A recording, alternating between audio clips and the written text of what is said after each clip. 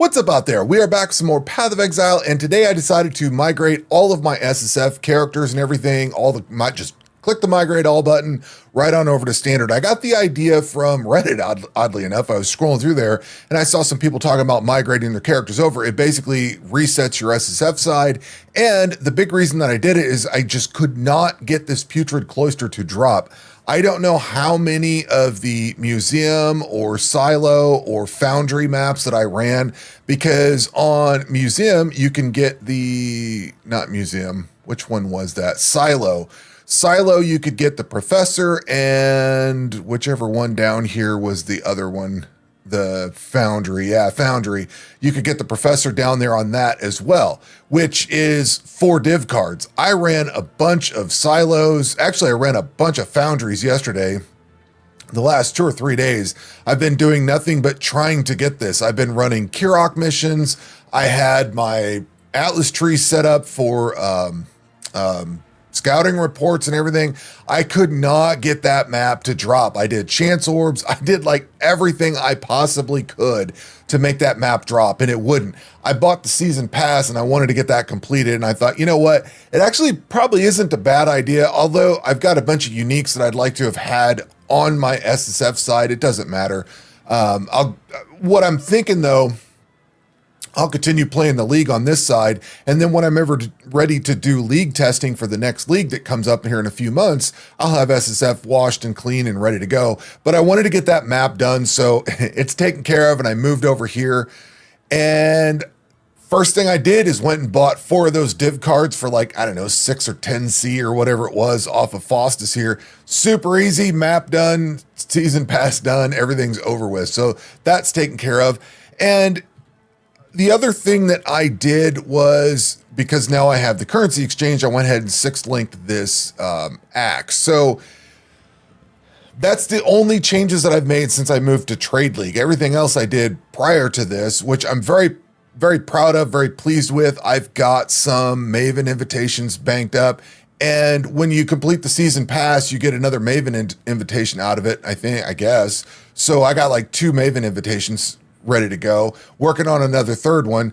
I do want to try to fight the Maven again more this league. I'm definitely going to, and I'm going to spend some more time with bossing, but I wanted to get that Putrid Cloister done and over with, so I just migrated all and came over here. So I have made a couple of changes to the build. First and foremost, I 6 linked this thing, and what I did with that is put increased area of effect in, because that applies to both Blade Vortex and Vulnerability. And you know, Blade Vortex has Culling Strike on here, so I'm hoping that just reaches out a little bit further. And then Vulnerability spreads that out a little bit further. That was my thinking of, you know, once I 6 linked it, I'm like, all right, I can just do that with it. And the other change that I made, actually 2 changes. So I ended up taking maybe a bit more than 2 changes. I don't remember exactly everything I did at this point. I don't think I made too many drastic changes to the build, although I do have better Chaos Res, and I feel like I got that somehow, like changing out one of these rings or something. I think I re-rolled a ring and swapped out so I could get better Chaos Res on here. But one of the big changes that I made was to my flask setup. And and the reason I'm kind of caught up on what the Chaos change was, is I was running the Amethyst flask with, you know, gain charges when hit, used when charges reach full. And I only had like, I don't know, 15 or 20% chaos res, whatever it was. It was lower than this. I know that. That's why I'm kind of hung up on that. But I had that set up, and I thought, you know what? I'm tired of having to necessarily swap to Purity of Elements. I kind of don't mind it, but you never know when you're going to get hit with Ignite or Shock or something like that. And I thought, there's got to be a better way of solving it. So what I did is I rolled these flasks here. So I've got this flask for when you become shocked, which is a topaz flask. Number 1, it's going to go off when you become shocked, and then it's going to give you immunity to shock during the effect. And then it's going to also increase my maximum lightning res and give me 40% lightning res on top of it. So it's just kind of a catch-all to try to fix the shocked situation a little bit, kind of an automated thing, so I don't have to worry about turning Purity of Elements on or off. And then I worked up this ruby flask for the same thing. When you become ignited, it's got immunity to ignite during effect and remove burning on use. So that's the whole concept behind those two. I left my other flasks the way they were. I did try swapping out my life flask, but man, I need that thing too much. I don't have enough recovery in there to fix all the problems that I have. So I needed that to stay. But I did those. That seemed to be working out. I'm hopeful that this helps with the Maven fight. And I may swap out one, like the fire one, for cold, because I think she does cold and lightning or something like that. I'll have to reread on that and see how it goes. But I'll be able to, hopefully those help out. And like I said, I'm banking some Maven writs up. One thing I've never done is I have been running a mercenary, and I've been meaning to talk about it. I just keep forgetting about it, but I completely forget about talking about this guy. I came across him, I don't know, a week or so back. I've been running him for a little while. He's got Cyclone of the Empire on here with Pride. So as long as he's on here, I have basically, with him and me both together, I can run haste, and then I don't have to swap between haste and Pride. He's already got Pride, and I think it comes over to me too. I think that, it makes enemies take more damage at least. So I'm hoping that cuts over. But the downside is when I got him, he had just whatever gears on him. And I decided I was trying to go for some of the, what are these things? The challenges. I decided I was trying to do some challenges this league. Try to rack up as many as I could. And there was the one where you had to replace their gear. So I thought it was just mix and match components, and come to find out you have to put like all uniques on, all mirrored, stuff like that. I was like, all right, cool. But the downside is once you take something off, it takes all their base gear off, and you can't get their base gear back, which kind of sucks because that takes everything off the guy, and then they have nothing to attack with. I presume I didn't bother taking him out because I figured he was going to die, but I was like, well, this kind of sucks. So yeah, I ended up having to just go rummage around in my inventory and pull a bunch of stuff out and throw it on here. But I've been meaning to talk about him. He's got Cyclone. It's kind of funny watching him go around.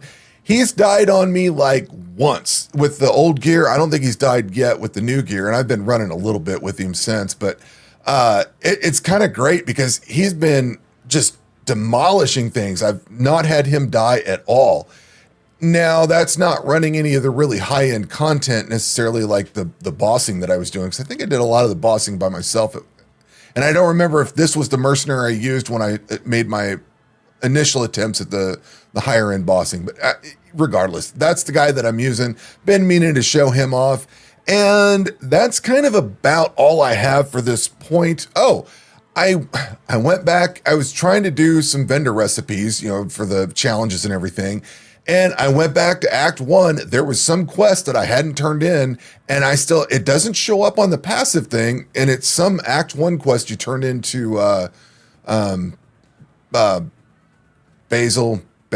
what the hell's his name? Whatever the dude's name is over there in Act 1.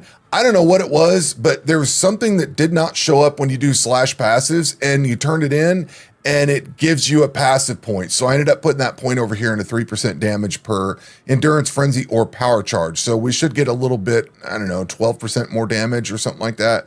I have yet to POB this and see how much of an impact it makes, but that's kind of about it for this build. I don't think I've done anything else. I've been focused so much on trying to get that stupid Putrid Cloister map that's basically all I've been doing is just running that map. I did finally get the Nagamu's Flame. I don't remember how I did it.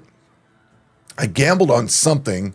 So I got that set up on my Cyclone Chieftain, and I'm working that out, trying to figure that one out and get it the best damage it can get. It's not doing anywhere near the damage this is. This got like 476,000 DPS on tooltip. That one's got like 100K. It's where this is doing like 3 million DPS, depending on how I've got it, 2.8 to 3.2 million DPS. That one's doing like 250,000. It feels much lower DPS for sure. Like it's definitely not doing as much damage on rares and things like that. But with the Chieftain and the clear and the explosions you get, and I've been trying to work in ignites and all that, it's not doing too bad.